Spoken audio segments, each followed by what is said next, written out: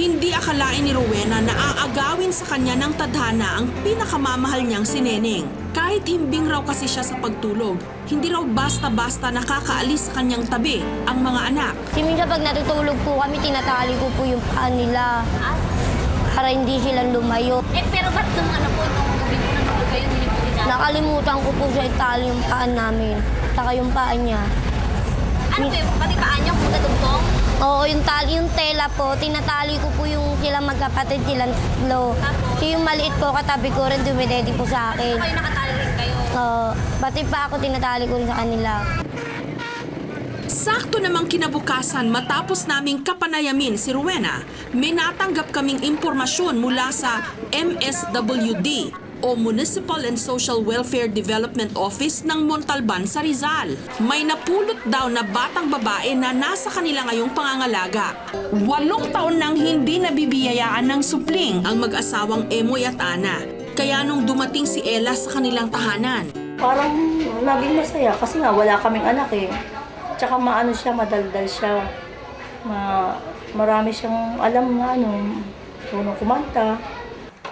tuwang-tuwa sila sa kanilang ampon. Napakabibo raw kasi nito. Pati nga mga bakasyonistang pamangkin ni Ana, tuwang-tuwa kay Ella. Ella pa kulaw kinibaw ayo baligo patudabo iyakin. Kinabukasan, minabuti naming dalhin si Rowena kasama ang kanyang asawang si Rolly at inang si Aling Puring sa Montalban para kumpirmahin ang aming hinala. Pero po napulot na bata, pero ang kasang pangalan Ella. Sa may Montalban, Rizal. Gusto niyo po bang puntahan natin? Tingnan natin po. Bukan doon natin puntahan. Sana'y muli kang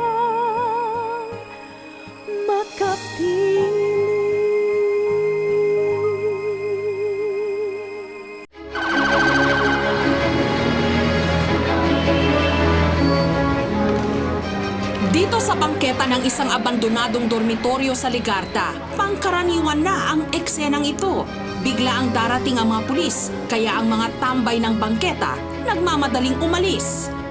Pinapalinis lang po natin yan kasi ginagawang tambayan na araw-araw, paulit-ulit, pabalik-balik din ang mga yan. Pero maya-maya lang, para silang mga kabuting isa-isa muling nagsulputan, kanya-kanyang pwesto na naman.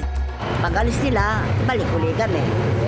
Lahat sila pilit nagsusumiksik sa kapirasong espasyong ito at hindi raw sila mga palaboy, may mga tirahan daw sila sa probinsya. Kaya lang, katulad ng marami, dito sila umaasang maambunan ng swerte sa Maynila. Wala naman kayong pera. Itirap din naman doon. Kaya nagjajaga kami dito. Kasi dito at tabang nakakaraos-raos kami. Madali ang pera dito. May bahay nga ako, wala akong pambiling gamot, wala akong pagkain. Dito na ako sa bangketa. Bakit po? Dito, kumakain ako kahit papano. May pambili akong mga gamot. Paano po? Pag nagtitinda ako. Ang bangketang ito rin ang opisina ng 24 anyos na si Rowena, gumagawa ng doormat. Kasi gusto namin ganong buhay dito para meron po kami mapakain sa mga anak ko. Ito na nga ang pansamantalang tahanan ng pamilya ni Rowena. Sa 6 na taon nilang pagtira rito, manhid na raw sila sa usok, alikabok at ingay ng kapaligiran. Ito talagang hanap buhay namin eh. Kaya dito rin lumaki yung mga anak ko. Subalit gaano man kapanatag si Rowena sa lugar na ito, may isang pangyayari pa rin ang gumimbal sa kanya. Ang pagkawala ng 2 taong gulang niyang anak na si Rhea, mas kilala sa tawag na Neneng. Dito mismo sa isang sulok ng bangketang kanilang tinitirhan. Madaling araw ng April 13 nung misteryosong nawala sa tabi ni Rowena ang kanyang anak. Kasi po natutulog po kami. Tapos yung alas 3 po, nandun po raw siya. Tapos nagising po ako, nandun pa raw siya, kinumot ko siya. Tapos pagising ko po ng alas 4, wala na raw siya. Tapos sabi na ng nanay ko, akala ko nasa nanay ko po yung anak ko. Tapos tinanong ko po sa kanya, Nay, nasa inyo ba si Neneng? Pag tinanong niya po sa akin, wala. Dito na niya sinimulang libutin ang buong kapaligiran. Ngunit ang mga sumunod na mga sandali, nagkukumpirma lang sa kanya ng katotohanan. Nawawala ang kanyang anak. Hindi akalain ni Rowena na aagawin sa kanya ng tadhana ang pinakamamahal niyang si Neneng. Kahit himbing raw kasi siya sa pagtulog, hindi raw basta-basta nakakaalis sa kanyang tabi ang mga anak. Kasi minsan pag natutulog po kami, tinatali ko po yung paa nila para hindi sila lumayo. Pero ba't nung ano po, nung gabi po natulog kayo, hindi po rin Nakalimutan ko po siya itali yung paa namin, saka yung paa niya. Ano po yung pati paan niyo kung nadugtong? Oo, yung tela po, tinatali ko po yung sila magkapatid, silang tatlo. Si yung maliit po, katabi ko rin, dumidedi po sa akin. Kayo nakatali rin kayo. Oo, pati pa ako, tinatali ko rin sa kanila. Ang pinakasuspetsya ni Rowena, may kumuha sa kanyang anghel. Bago raw kasi mawala ang bata, may nakilala silang isang babae. Niyaya niya po yung dalawang anak kong babae. Sabi po raw niya, mag-swimming daw siya. Dahil sa hindi kakilala ang nasabing babae, katulad ng sino mang ina, hindi niya hinayaang sumama ang anak niyang si Neneng. Sabi niya, babalik daw po siya. Susunduin daw po kami, maliligo raw po kami. Tapos hindi na po siyang bumalik. Ngayon, nangangapa pa rin sila ng katotohanan sa gitna ng kadiliman. Nasaan na nga kaya ang pinakamamahal niyang anak? Ako'y mananawagan po, ibalik. Sino po? Sino po nakapulot sa anak ko, ibalik na lang po. Nagpapasalamat na lang po kami. Ayon kay Rowena, may balat raw sa kaliwang braso si Neneng. Singkit raw ang mga mata nito at medyo kulot ang buhok. Sakto namang kinabukasan matapos naming kapanayamin si Rowena, may natanggap kaming impormasyon mula sa MSWD o Municipal and Social Welfare Development Office ng Montalban sa Rizal. May napulot daw na batang babae na nasa kanila ngayong pangangalaga. Ayon kay Evita, social worker, nitong April 13 din lang daw natagpuan ang tinutukoy nilang bata. Dumating dito si Aling Nila, Sir Sena, at tina-turn over sa amin yung batang 2 years. Siguro sa actual namin, yung sa tansyahan is 2 years old na higit. Nakasabay niya sa jeep bound to Montalban to Cubao from dito sa Barangay San Rafael. Sumakay yung, napansin niya, nandun sumakay yung bata kasama yung isang babae. Tinanong niya yung babae, "Oy, bababa na, anak mo ba yan?" Kasi umiiyak. Baka nagugutom. Hindi sumagot yung babae. Kinabahan ngayon si Aling Nila. Baka akala niya kinidnap or ano. Kaya dinala niya sa police station. At nung kanilang tanungin ang babae, dito na nila napagtanto, may kapansanan pala ito sa pag-iisip. Wala siyang masabi, kundi basta sabi niya, umiiyak yung bata, inakay niya. Wala na silang iba pang nakuhang impormasyon mula sa babaeng yun. Dahil dito, pansamantala munang kinukupkup ng kapitbahay ni Evita ang bata na pinangalanan muna nilang Ella. Kasal ko yung nasa custody ko. Tapos ngayon, yung bata medyo, mahilig yung bata sa ibang tao minsan, 1 week nang nasa neighbor ko. 8 taon nang hindi nabibiyayaan ng supling ang mag-asawang Emoy at Ana. Kaya nung dumating si Ella sa kanilang tahanan, Parang naging masaya kasi nga wala kaming anak eh. Tsaka maano siya, madaldal siya. Marami siyang alam na tunong kumanta. tuwang-tuwa sila sa kanilang ampon. Napakabibo raw kasi nito. Pati nga mga bakasyonistang pamangkin ni Ana, tuwang-tuwa kay Ella.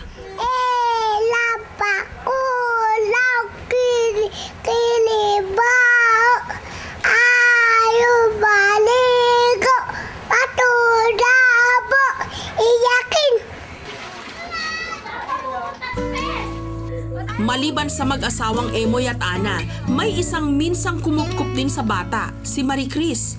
7 na ang mga anak ni Marie Chris pero bukas palad pa rin niyang inaruga ang nawawalang bata.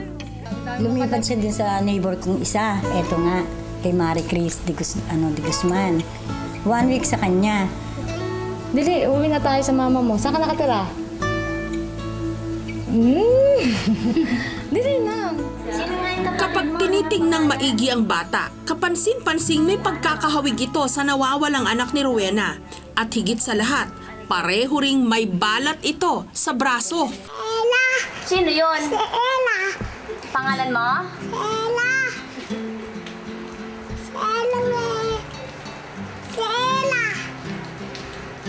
Sino si Ella? Si Ella ko. Ikaw. Bilang ka nga, magbilang ka. 5. Ilan taon ka na? At marahil dahil musmus pa, inakala siguro niyang nakikipaglaro lang kami sa kanya. Malakas ang aming kutob. Maaring si Ella nga ang nawawalang anak ni Rowena. Kinabukasan, minabuti naming dalhin si Rowena kasama ang kanyang asawang si Rolly at inang si Aling Puring sa Montalban para kumpirmahin ang aming hinala. Meron po napulot na bata, pero ang kasang pangalan Ella. Sa may Montalban, Rizal. Gusto niyo po bang puntahan natin? Tingnan natin po. Nung narating na namin ang lugar, kasalukuyang kinakausap si Ella ng mga taong kumukupkop sa kanya. Habang papalapit sina Rowena, Rolly at Aling Puring, natanaw na nila ang eksenang magwawakas sa mahigit 1 buwan na nilang pangungulila. Magandang tanghali po. Ano po kung may lakas po kayo ng bata ganun?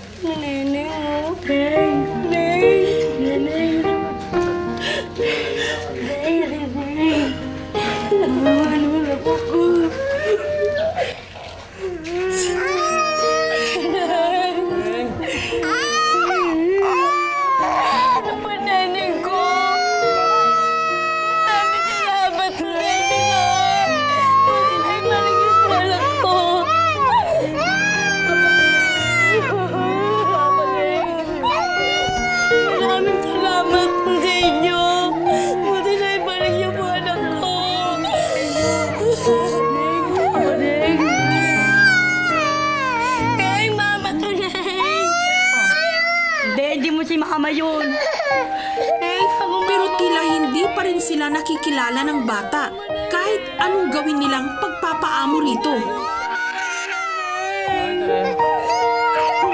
Ano ba nangyayari sa labi? Lumipas ang ilang saglit, parang nagdahilan lang ang bata.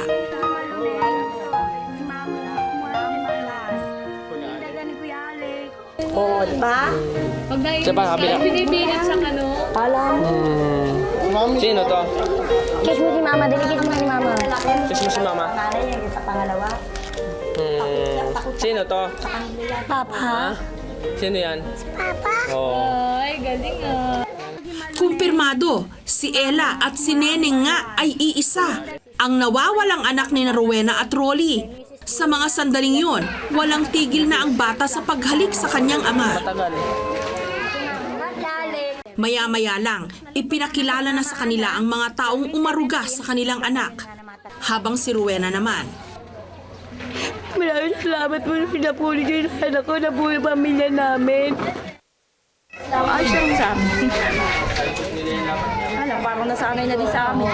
Nakakaiyak din. Nakakaiyak, napamahal na kahit konti. Ella!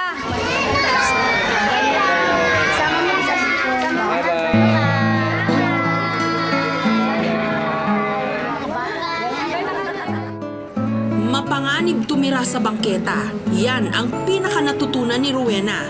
Kaya bago pa man daw maubos ang kanyang mga anak, napagdesisyonan nilang mag-asawa na bumalik na lang sa tahanan nila sa probinsya, kung saan mas magiging panatag at ligtas ang bawat miyembro ng kanilang pamilya. Uuwi na po kami ng Bicol. Kaya masaya na po kami buo ng pamilya namin. Hello po! Kamusta ho kayo? Alam nyo ho, bago po kami nagtampok ng mga reunion stories sa KNJS, nauna na po dyan yung aming programang Sana'y Muling Makapiling at Reunions sa ganyang mga kwento. At ngayon, ang good news po, mapapanood nyo na ang full episodes ng mga ito. Mag-subscribe lamang po sa GMA Public Affairs YouTube channel at ganun din po sa GMA Public Affairs Facebook account. Kita-kita po tayo at mabuhay po ang mga pamilyang